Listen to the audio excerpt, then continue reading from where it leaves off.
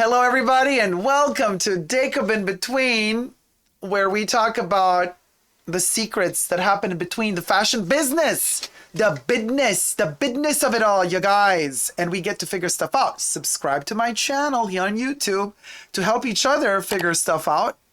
Push the join button next to the subscription button. Become a member today. Gain access to extra perks. You can also join me on Patreon, superdacob all spelled together. Join me there for extra perks. And thank you to all my patrons and members who have already pledged. This video is being filmed live in front of a virtual audience. Let me get your chats here on the sidebar. I live stream every Saturday, and I have all my co-conspirators in the chats chatting with me every Saturday. Everybody's welcome to join in. So please remember to join in on a Saturday when we film live. Now, I have a great topic for you. Let me tell you where it's at. I turned on my air conditioning. Most lucrative handbag brands list by the UK-based price comparison website. You're going to be very surprised. The most lucrative handbag brands list. And you're going to be very surprised because before you start guessing, allegedly, hashtag allegedly, this is a good one. Before you start guessing, I'm going to tell you right away that it's an independent brand that surpassed the luxury brands. So, most lucrative handbag brands list. And again, like we had in the other videos, it's a UK-based price comparison website, which this is reported by Fashion United. Who do you think? The win test, it says Coach. No. Yes, KDF, lucrative. So we are talking profit. Which brand made the most money? That's correct. And you're going to be surprised. I had no clue. Oh, win test, it says Telfar. You're going to be, I had no, let me tell, Goya, For Le Page. No. No.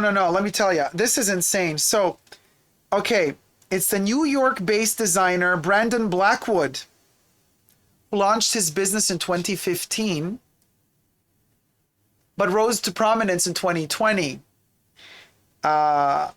He created a mini tote with the words, I can't say them on YouTube, but end, systemic, and then R.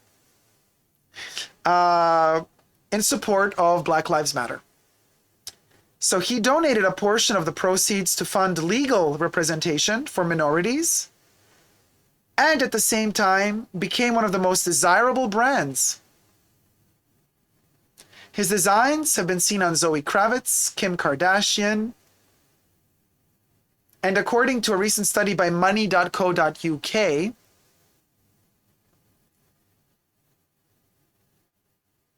his purses apparently are making a big profit just sitting in the closet. Listen to this. They have been reported to resell for 100.4% premium. That's twice the amount of your original investment. Bags as investment pieces? We always say, no way, Jose. Well, at the moment, he seems to be a hot commodity. You buy one of his bags and you can resell them at 100.4%. This is inflated to a point where I have no freaking clue. Interesting. Decat says, oh, his designs have been places that make me not want his stuff. Oh, the Kardashians.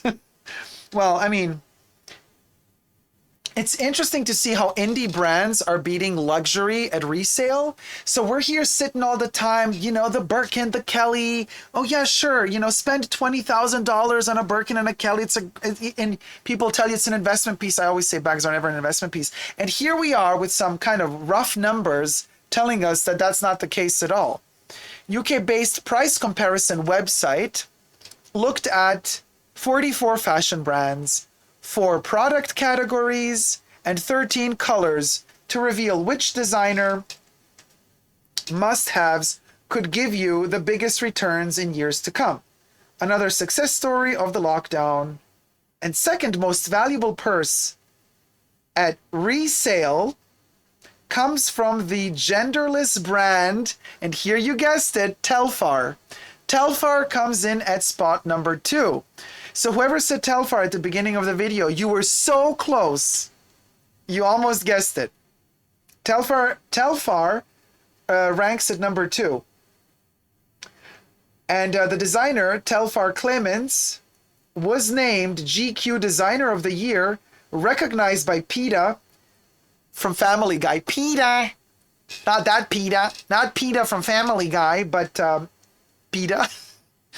For his support of animal welfare, and whose vegan leather tote was chosen by Oprah Winfrey as one of her favorite things.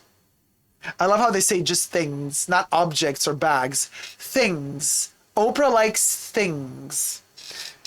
His bags earn 87.6% return on investment, allegedly.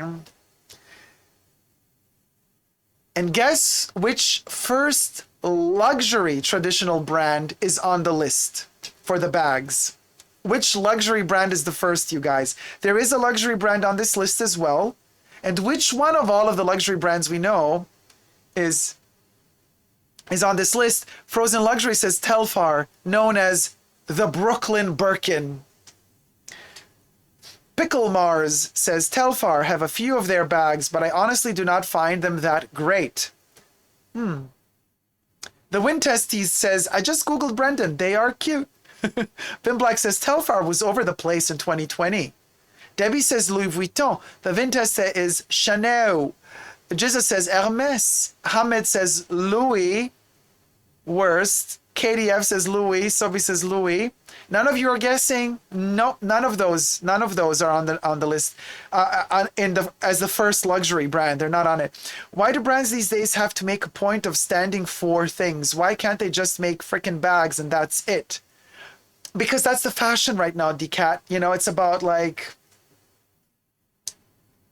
being in. Like, this is like so cool. Sustainability is the new black, you guys. We care. You know. So, I'm going to tell you. Yes, Katie, you're right. It's Dior. It's Christian Dior. So, Dior is reported the first traditional luxury brand on the list, coming in 3rd place. And could give, not secured to give, but could give a 38.1% profit on purchase price.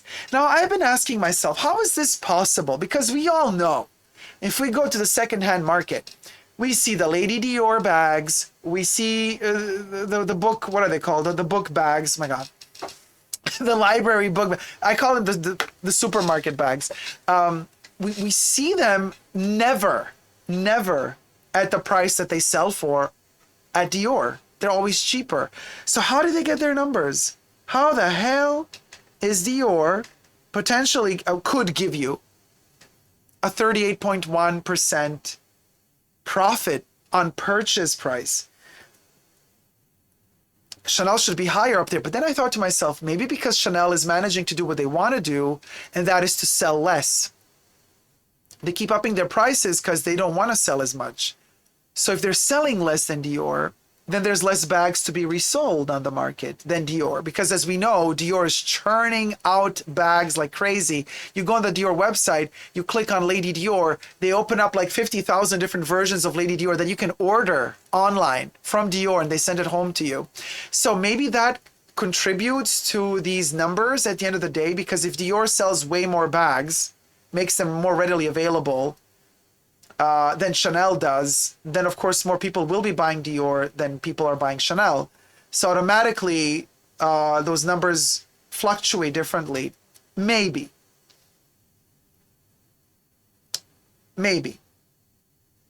And then they report about the house recently relaunched the saddlebag created by Jean Galliano in the early '80s, while the Dior book tote, available in an array of jacquards and embroidery versions, darling, has been a hot item since its 2008 inception, darling.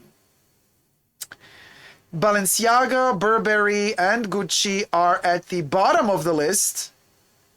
Their handbags potentially losing money So Balenciaga, Burberry, and Gucci. Bye, Felicia. Bye. But here's the plot twist, ya guys. Well, we're going to get to the brands that we like to talk about the most, but they're also mentioning in this article, green handbags have the highest resale value. And this is so fascinating to me. I think this is a cultural thing. Because you know that the Chinese market is on the forefront for luxury purchasing at the moment. And I have seen examples where Chinese people, when they buy wallets, they don't want a wallet to be red because red signifies you're going to be in the minus in red in the bank. They buy green wallets because green wallets symbolize money. So green handbags have the highest resale value, the color associated with money. It's perhaps no surprise that statement green handbags deliver a 65.7% return, potentially being more profitable than any other color. Now, I also know that green has been a trending color this past year, and it's still trending for next summer. But right now, green is trending. So this might be also influencing a little bit these statistics because green is definitely in. But red bags come in a close second with a potential return of 49.8%, while silver completes the top three with 42.9%. Who would have thought that silver bags were so in? And also, who would have thought that red, if in this article they say green is in because it also symbolizes money, then why would red be on second place? Because red would symbolize the opposite. Now, I know in some countries, red is considered money. It's a cultural thing. In some cultures, red is considered money. In other cultures, red is considered not having money. So, but green, first spot in 2021, then red, and then silver. My choice would be black and gold, but that's just me. Now, in fact, for traditionalists, they say black is the fifth most popular color at resale.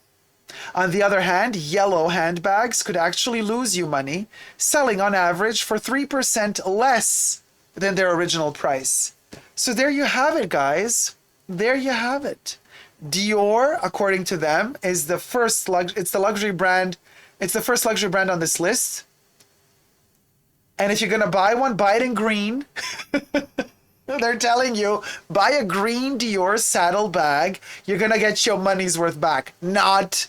This is total bogus. I mean, if this is true, then I'm out of the loop. You tell me, guys. D-Cat says, yay, my Hermes briefcase is green. You are totally in, D-Cat. Stephanie says, I've always wanted a silver bag for the holidays, but I was told by a salesperson that the silver color chips off easily. Well, that's depending on the manufacturer. I mean, if they make it poorly, yeah, it's going to chip. If they make it well, it's not going to chip. KDF says, black, gray, blue for me. PJD says, but I mean, in Chinese New Year festival and stuff, red is everywhere. Yeah, but wallet-wise, would you buy in China a red wallet or a green wallet? Stephanie says, I've always wanted... Oh, I read that one, sorry.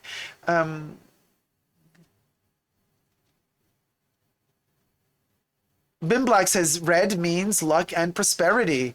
KDF says, those book bags must have huge profit margins. Oh, for sure they do. They cost a penny to make, you guys. Not literally speaking, but you know what I mean. Silver or pewter color does chip, says Debbie. Jane says, the list must be written by someone with shares in Dior. I mean, kind of, right? The Wintesty says, sage green is in, though. Sounds crazy, to be honest.